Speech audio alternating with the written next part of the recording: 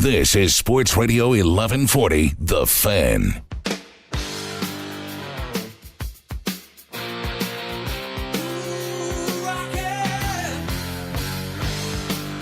Talkin Money. Oh, yeah. And here we go again. It's Talkin Money with Jeff Tarbell. Right. Well, people think I'm an alcoholic anyway, so we'll have to go up there and try that out, right? Yes, absolutely. We had a text from the 916. Did we get a? We can take the one off the text. There we go. So we did get a winner to our quiz question. The Apple iPhone 4S, the 16 gig version, which retails for, and nobody ever really pays retail, right? Because you get your deal. But anyway, the theoretical retail is about $650, but the actual cost to put that thing together, and that includes labor. Because labor's probably the most expensive part of it, right? Not even close. Oh, okay. So how much is it? How much is the actual unit if I was going to manufacture one myself? $196. Okay, so the labor is like half that. $8. $8 to put one together. $8. So what's the most expensive part of the unit? Most expensive part of the unit is the display at $37. Oh, okay. So the touch. The touch. Yeah. And I did see there was a little bit of a preview on the iPhone 5 that is coming out. And it was they were talking about just that component right there, trying to get it a little thinner, a little wider, a little cheaper, so they can get the get that unit cost down. But so the iPhone 4S, $196 is their cost. So they're making some decent money, $400 on that thing, roughly. Yeah, a unit. Wow. Okay, that's why they got more cash than the U.S. government does. So Bert got that right off the 916. So we'll send Bert out some tickets to Sacramento River Cats. Off the text line, sorry to sidetrack the conversation. You're not. Bring up Bend, Oregon. We're going there tomorrow for the first time. What's one thing I should do with my 7 and 2-year-olds? So if it's a retirement community, what are our 7 and 2-year-olds going to do? He doesn't have to live there. He's just going there to visit, right? Just going to visit. I'd probably say for the 7 and the 2-year-old, depending upon where you're staying in Bend, if you're down near the Old Mill District or you're staying on the other side in the old part of town, the Deschutes River runs right through the middle of town. And one of the nice things that they do up there is Orvis, the outdoor store. Oh, yeah. They have a little shooting range for fly fishing. So you can go there and get fly rods and go to different sections on the river, and they have like a contest where you have to put your fly out there and hit certain markers on the river. They get the kids out there and they do it. They have a great time. You can go rafting there too. No, right? you can go rafting. Yep. I've always heard biking and rafting. It's a good outdoor place. Very similar maybe to almost like the American River type of a. Pretty close to the American River. You get out there in a tube and just drop in the river anywhere and float on down, and it's a great little community. And you said they were opening back up. Which is it one of the ski resorts? Mount Bachelor. Oh, opened up. I think last weekend, 2 weekends ago, they were opening for the 4th. Oh, wow. So there you go. Mm-hmm. So you get a little snow skiing in too. That's right. It's exactly right. We'll have to get the Bend, Oregon entertainment district to send us some. Right. But you were talking during the break. So this guy's riding around on a bicycle. Okay, so my girlfriend and I were up there the third week in June, and we were going to see some friends up there. And we went downtown to have dinner at Zydeco, great little restaurant. Anyway, if you're up there, I encourage you to go eat there.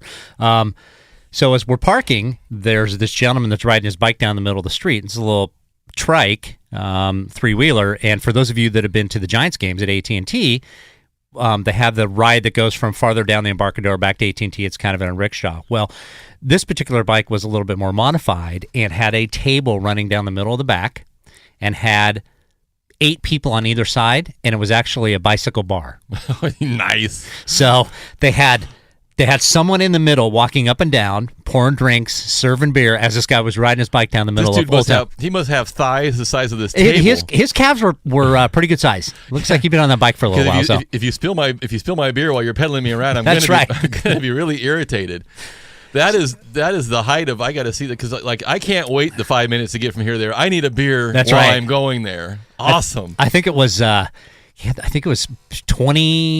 $20 an hour for the whole rental. So you figure you get 6 or 7 of your friends, plop down $50-$60, and here you go. Get to drive around all of Penn, see Bend, and have a drink at the same time. It must be fairly flat there. It is fairly flat. I mean, on either side of the river. On the downhill could be a little sketchy. Yeah, right. Yeah. I got to stop drinking. Anyway, and if you have to get up and use the restroom, you're on your own, right? Because you got to catch up with the bike again. Exactly. You got to hope it's a red light, and you got to make it quick. So. That's right. See, this could be my second career, although I'm too damn lazy to pedal the bike around. Could we do it on the back of a Harley? That would be a lot more fun, maybe. Let's suck on the fumes a little bit, but it'd be good. Off the text line at the 530, this must be back to the cost of the iPhone. I'm guessing less than $12 because they pay the child laborers with crayons and juice boxes. So, well, he's pretty close here because there's only $8. It's only $8 for labor, right? $8 was the total labor package, and I think that juice box included. So, we shall continue on here before we take the break. My last little bits I noticed out of the market this week. So this one gets me a little because I'm not sure how you interpret the data. So this was from last Friday. Today's the 20th, right? Yes, this was last Friday. July consumer sentiment gauge dips to lower than forecast. So basically, consumer sentiment for July is down. And that's basically an interview, if you will. They'll call people up and say, how do you feel about stuff? I feel not good, or I feel better. So consumer sentiment is a report from talking with people, as I understand it. But then you look back, the next article, the same day, you look back to June reported borrowing from consumers and adjusted annual rate of plus 8% and credit card use up 11% and consumer borrowing starting to return to normal. So these two conflict, right? If you tell me, so this is why I don't like surveys. Because it's the same thing with like an exit poll. When you exit when you're voting or something, right. you'll tell some person either something wrong because you want to throw them off. You'll tell them what you think they want to hear, but it's actually what you do that more interests me than what you say, which is just damn near for everything in life. But so here people are saying, well, I don't, I'm worried about the economy. I don't think I'm going to spend as much money as I maybe would have. This is them reporting. But when you look back at their actual habits of what they're actually doing, credit card use is up 11%. Overall, all borrowing, not including mortgages, up 8%. And they actually save more of their cash instead of spending it. So this is a report that I'm trying to settle in my mind. Is that good or bad? So first of all, I think that people can change. So their spending habits could be they spend a lot in June. Now they feel guilty in July. They don't want to spend as much anymore. But this article talks about spending as saying that people are using their credit and holding on to their cash. Now, is that what you do? I mean, just in general to anybody, is that how you do things? Because I see a little different. I see people saying, I don't want to commit myself to more debt. I'm going to wait until I have cash to buy something. And that's been a quote unquote the problem, right? Is that people are not making as much money as they used to. So if you're waiting to pay cash for something, it takes longer to buy something, which means everything kind of slows down as we wait for you to save up enough money to buy one item instead of going out and charging 2.5 items. So I'm not sure this is good news or bad news. There's a conflict in the two.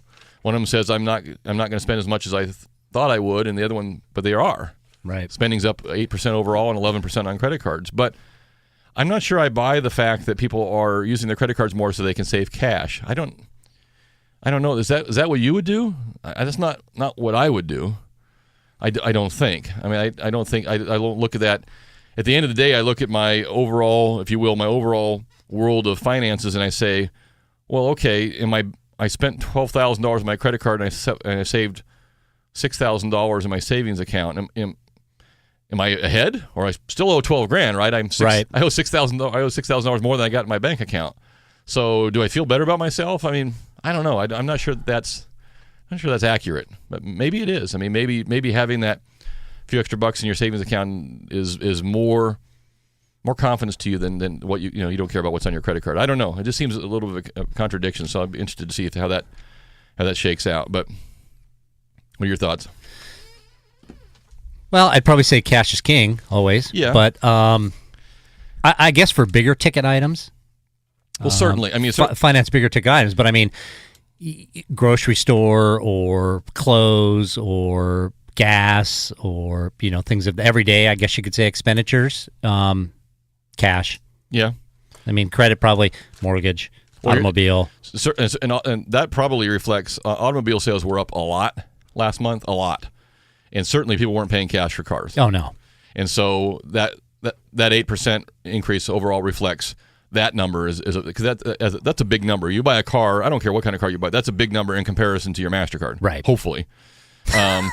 So that you're seeing some of that, but 11% credit card usage is up. I hope that means that people are feeling better and they're going out and spending more money and buying more things, because that'll push, like everything else does, like the home sales, that'll push people along. So off the text line, I'm not going to read that.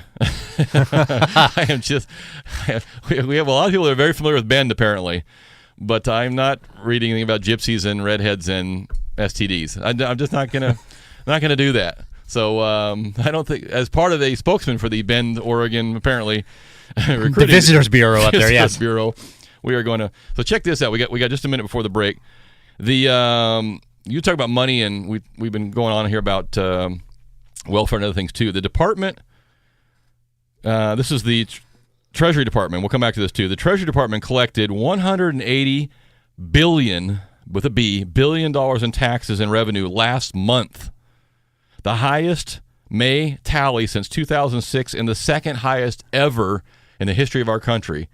We collected $180 billion in a month in revenue. But how much did we spend? We'll do that after the break. We don't have an income problem, folks. We got a spending problem. 339-1140 if you want to get in during the break. 1-800-920-1140. You can text me at 441140. Hang on, we're coming back with hour 202. We've got a lot of real estate stuff. We're going to talk a little bit about Tahoe Dawn, or some of the areas that are going on up there. There's some golf up there this weekend, too. And Dr. Drew, you let me down, Dr. Drew. I took your advice. Oh, there goes the alarm system. This place is going. We're going down.